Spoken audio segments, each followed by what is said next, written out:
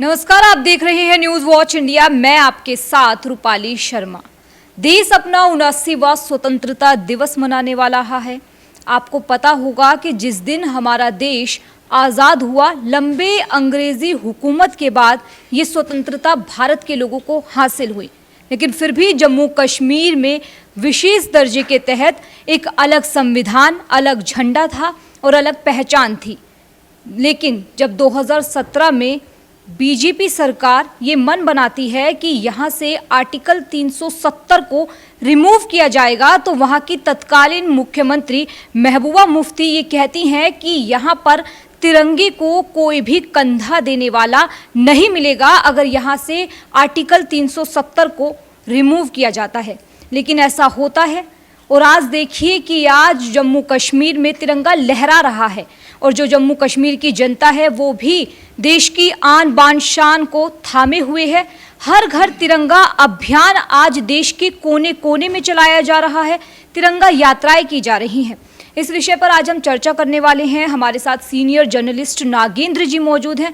Sir, जिस तरीके से वो बयान था बीते समय में आया और आज आप क्या तस्वीर देखते हैं जब 79वां स्वतंत्रता दिवस भारत मनाने वाला है? देखिए, 5 अगस्त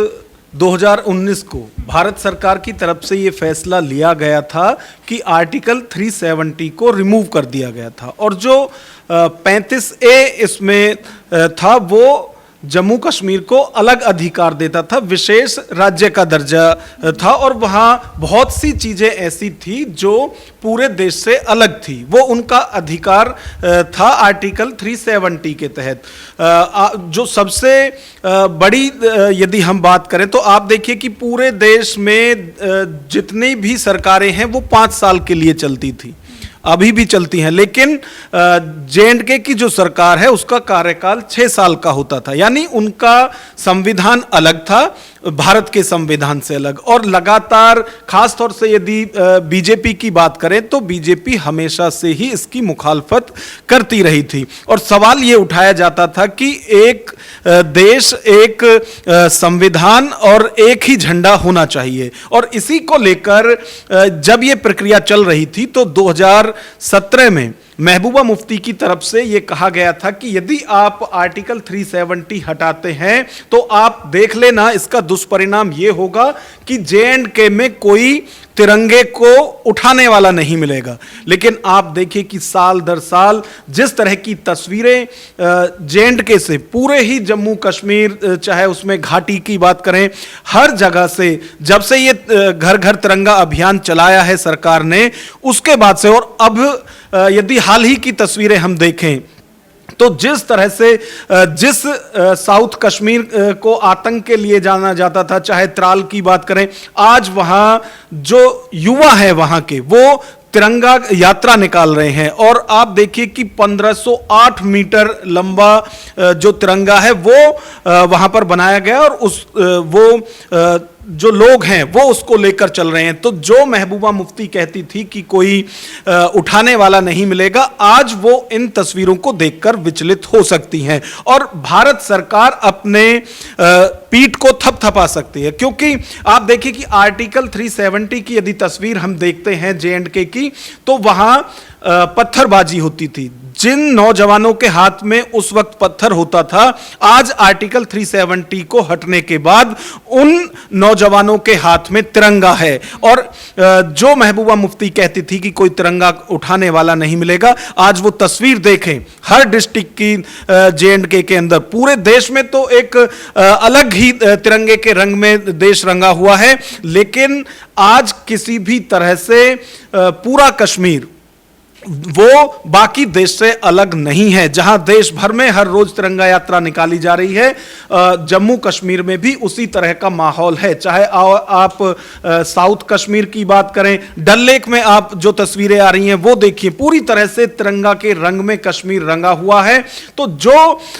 महबूबा मुफ्ती या आर्टिकल 370 का विरोध करने वाले लोग कहते थे कि कोई यहां तिरंगा उठाने वाला नहीं मिलेगा, आज उनको देखना चाहिए कि बदलता भारत और बदलता कश्मीर किस तरह से है। सर एक बात इसमें ये भी है कि जब 2020 में फिर से महबूबा मुफ्ती एक बयान देती हैं, तब वो ये कहती हैं कि मैं जब तक दोबारा से आर्टिकल 370 जो है लागू नहीं किया जाता, तब तक मैं जो है दूसरा कोई झंडा नहीं उठाऊंगी। क्या ऐसा हो सकता है कि एक देश हो लेकिन झंडे दो हों? देखिए, ऐसा पहले तो हुआ है और उसका विरोध भी हुआ था, लेकिन अब जबकि जो पूरी व्यवस्था है वो बदल दी गई है, महबूबा मुफ्ती, उनकी पार्टी, वो लगातार आर्टिकल 370 का विरोध करती रही है, जो हटाया गया है इस फैसले का। आप देखिए, विरोध तो शुरू में नेशनल कॉन्फ्रेंस की तरफ से भी किया गया था, जो वहां की लोकल पार्टी थी उन सब की तरफ से किया गया था, लेकिन आज भाषा बदल रही है। आप देखिए कि उमर अब्दुल्ला का, यदि आपने बयान सुना होगा, अभी जो डल लेक के पास तिरंगा यात्रा उन्होंने निकाली है, जिसमें कि उपराज्यपाल भी उसमें शामिल हैं, उसके बाद जो उन्होंने कहा है कि जो तिरंगा है इसके लिए जिस तरह से बलिदान हमारे देश में दिया गया है शहीदों ने, और उसमें यह भी कहा गया है कि लोग अक्सर सोचते हैं कि अकेला आदमी कुछ नहीं कर सकता, तो उसमें उनकी तरफ से उदाहरण इस बात का भी दिया गया है कि आज हर घर में जो तिरंगा है वो उसकी लड़ाई लड़ने वाला एक ही व्यक्ति था, और उसी की कोर्ट में उनकी तरफ से ही ये केस डाला गया था। उस पर सुनवाई के बाद ही आज हम सबको अधिकार मिला है कि हम अपने घरों पर तिरंगा फहरा सकते हैं, वरना उससे पहले सिर्फ जो सरकारी बिल्डिंग थी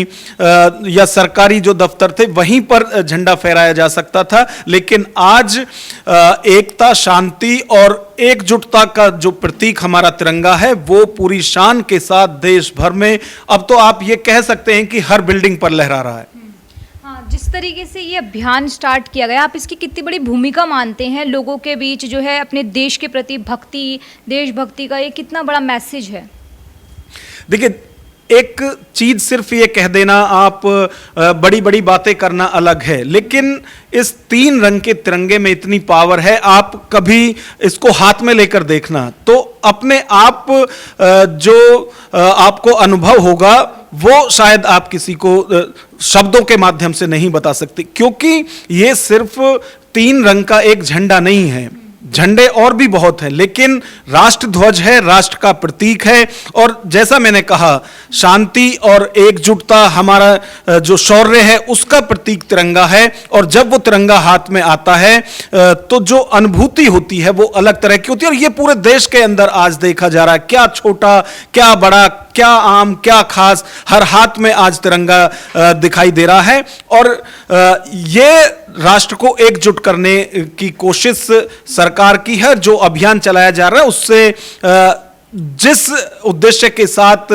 ये अभियान चलाया जा रहा है उस उद्देश्य की तरफ बढ़ता हुआ देश दिख रहा है, लेकिन इसमें हम अपने चैनल के माध्यम से हर भारतीय से ये अपील करेंगे कि ये सिर्फ 1 या 2 दिन का महोत्सव नहीं है, ये राष्ट्र के सम्मान का प्रतीक है तिरंगा, तो सिर्फ इसे सेल्फी या फोटो खिंचवाने के लिए हाथ में ना लें या फिर घरों पे ना लगाएं, बल्कि इसका ख्याल भी रखना है, क्योंकि सरकार की तरफ से हर साल जब से ये अभियान चलाया गया उसमें 13 अगस्त से 15 अगस्त तक घर पे लगाने के लिए कहा गया है। तो जब आप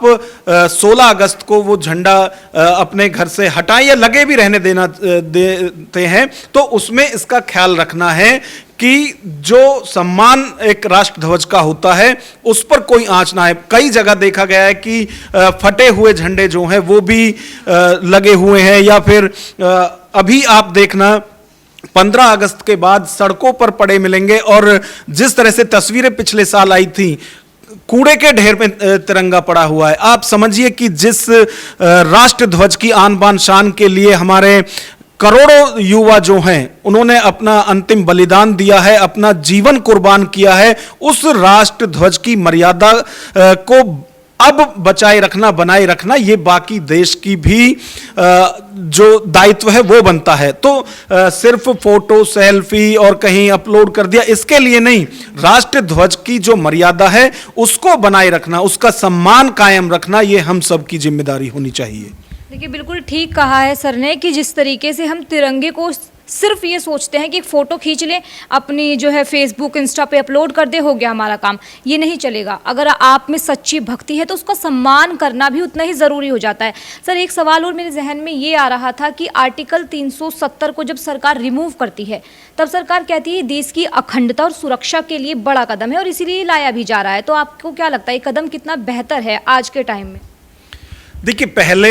यदि बात की जाए, इससे देखो, जो आज कश्मीरी लोग हैं, चाहे वो हिंदू हैं, मुसलमान हैं, किसी भी मजहब के हैं, उन लोगों को सबसे बड़ा ऐतराज ये है कि JNK आर्टिकल 370 रिमूव होने से पहले एक स्टेट का दर्जा था उसका, लेकिन अब वो केंद्र शासित प्रदेश हो गया है, उसके हिस्से कर दिए गए हैं। तो ये 30 उन लोगों को जरूर है, और हो सकता है कि सरकार भी इस पर सोच रही हो, क्योंकि जिस वक्त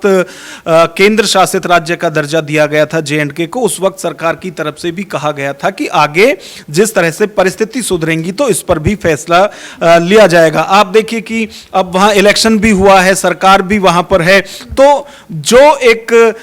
नाराजगी लोगों की इसको लेकर है, वो हो सकता है सरकार उस पर आगे कार्रवाई करे, कोई फैसला ले। लेकिन जो परिवर्तन है वो आप देखिए कि जिन युवाओं के हाथ में कट्टरपंथियों द्वारा पत्थर दिए गए थे, आज उन हाथों में तिरंगा है। आज वो हाथ काम मांग रहे हैं, आज वो हाथ काम ढूंढ रहे हैं, जबकि पहले सिर्फ वो पत्थरबाजी करते थे। तो बदलाव हुआ है और इंफ्रास्ट्रक्चर में भी वहां पर बदलाव देखा जा रहा है। चाहे हेल्थ सेक्टर की बात करें तो एम्स वहां पर बनाए जा रहे हैं, उद्योग वहां पर स्थापित किए जा रहे हैं, चीजें बदल रही हैं और वहां के जो नौजवान हैं, वहां की जो जनता है, वो उसको स्वीकार करती हुई दिख रही है। जिस तरह से आप ये देखिए कि यदि कोई पॉलिटिकल प्रोग्राम इस तरह का होता है, उसमें लोगों को जबरन बुलाया जाता है, कोई प्रलोभन दिया जाता है, लेकिन जो ये तिरंगा यात्रा निकाली जा रही है JNK में, पूरे देश से अलग यदि हम JNK की बात करें, क्योंकि आर्टिकल 370 रिमूव होने के बाद वहां क्या बदलाव हुआ है उस पर हम चर्चा कर रहे हैं। तो आज तिरंगा यात्रा में वहां का नौजवान पूरे सम्मान के साथ तिरंगे को आगे लेकर चल रहा है और यही सबसे बड़ा बदलाव है। आज वो भारत का हिस्सा अपने आप को कहते हैं, बल्कि आर्टिकल 370 जब रिमूव नहीं हुआ था उस वक्त वो कश्मीर को अलग देश ना सिर्फ समझते थे बल्कि कहते थे भी, क्योंकि उनका संविधान अलग था। उन बहुत से कानून ऐसे थे जो पूरे देश पर लागू होते थे, लेकिन वो JNK में प्रभावी नहीं थे। तो आज जो सरकार की योजना है वो सब वहां तक पहुंच रही हैं, लोगों को रोजगार मिल रहा है और उन्नति की तरफ आज कश्मीर बढ़ता हुआ दिख रहा है। ये पॉजिटिव कई पॉइंट्स हैं, लेकिन जो वहां के लोगों की नाराजगी है, जो वहां के पॉलिटिकल पार्टीज की नाराजगी है, वो सबसे ज्यादा ये भी है कि जो एक स्वतंत्र राज्य था उसे अब UT घोषित कर दिया गया है। तो बदलाव हुए हैं, पॉजिटिव नेगेटिव जो भी हैं वो आप देख रहे हैं, लेकिन जिस तिरंगे के भविष्य को लेकर भविष्यवाणी वहां की एक नेता महबूबा मुफ्ती ने की थी, वो भविष्यवाणी तो कम से कम झूठी होती हुई दिख रही है। आज युवा देश के साथ है, देश के राष्ट्र के प्रतीक तिरंगे के साथ वहां दिखाई दे रहा है और ये सुकून देता है। जी बिल्कुल ठीक कहा आपने। तो देखिए, जब हमारा देश आज़ाद हुआ 15 अगस्त की वो जो बात है, लेकिन तब भी हमने एक विभाजन तो देखा ही, पाकिस्तान एक अलग देश बना। लेकिन अब जितना हमारा भारत है उसे एकत्र करने के लिए और उसे उसके टुकड़े ना होने के लिए ये ज़रूरी है कि हम जितने भी लोग हैं मिलकर रहें। लैंग्वेज का जो विवाद अलग अलग स्टेट में देखने को मिलता है, उस पर भी मैं आपसे जानना चाहूँगी कि आप ऐसे मौके पर इस पर क्या कहना चाहेंगे, क्योंकि कहीं ना कहीं विवाद हो रहे हैं, हिंदी भाषी लोग वहाँ नहीं जा सकते, तो इसे ऐसे मौके पर कैसे देखते हैं? देखिए, हमारे देश का एक सिद्धांत है अनेकता में एकता। यहाँ हर 20 कोस पर बोली बदल जाती है, हर 20 कोस पर पानी बदल जाता है। ये सारी चीजें होने के बावजूद कितने भी विवाद आज हम में हैं, हम में रंग को लेकर भी विवाद है, हमें भाषा को लेकर भी विवाद है, लेकिन जहां राष्ट्र के लिए एक साथ खड़ा होना है वहां एक साथ खड़ा होता हुआ हमारा देश दिखता है। यही सिद्धांत है, यही हमारे देश की खूबसूरती है कि कितने भी विवाद हों, कितने भी फासले हों, चाहे भाषा को लेकर, रंग भेद को लेकर और बहुत सारी चीजें हैं, क्षेत्रवाद को लेकर, जातिवाद को लेकर, धर्म को लेकर, मजहब को लेकर, बहुत सारे हम में जो दूरियां हैं वो हैं, लेकिन उसके बावजूद भी जहां राष्ट्र की बात आती है वहां सब हम एकजुट खड़े होते रहे हैं, होते हैं और होते रहेंगे। अभी आपने देखा होगा जो पहलगाम अटैक हुआ था,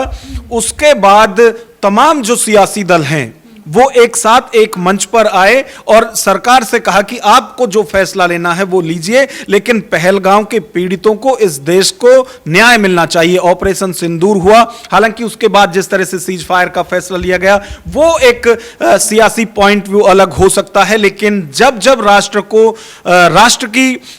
लोगों की जरूरत हुई है, सब एकजुट होकर एक मंच पर खड़े होते हैं दिख रहे हैं। तो ये सियासी मुद्दे हो सकते हैं, भाषा के या क्षेत्रवाद के या फिर जाति मजहब के, लेकिन राष्ट्र एक है, एक था और एक ही रहेगा। बिल्कुल। तो देखिए हमारा देश तरक्की कर रहा है और हमारी अर्थव्यवस्था चौथे स्थान पर पहुंच गई है दुनिया में, यही बहुत बड़ी बात है। और जब एकता की बात आती है तो हिंदुस्तान का एक एक नागरिक साथ खड़ा मिलता है। जो आपने देखा था ऑपरेशन सिंदूर के दौरान, अब स्वतंत्रता दिवस भारत बड़े खुशियों के साथ मना रहा है। हम चाहेंगे कि आप लोग भी तिरंगे का सम्मान करें और इस दिन को बड़े ही धूमधाम के साथ मनाएं और भारत को एक रखने की पूरी कोशिश करें। धन्यवाद हमारे साथ जुड़ने के लिए। लगातार देखते रहिए न्यूज़ वॉच इंडिया। फिर मुलाकात होगी आपसे किसी नए विषय के साथ।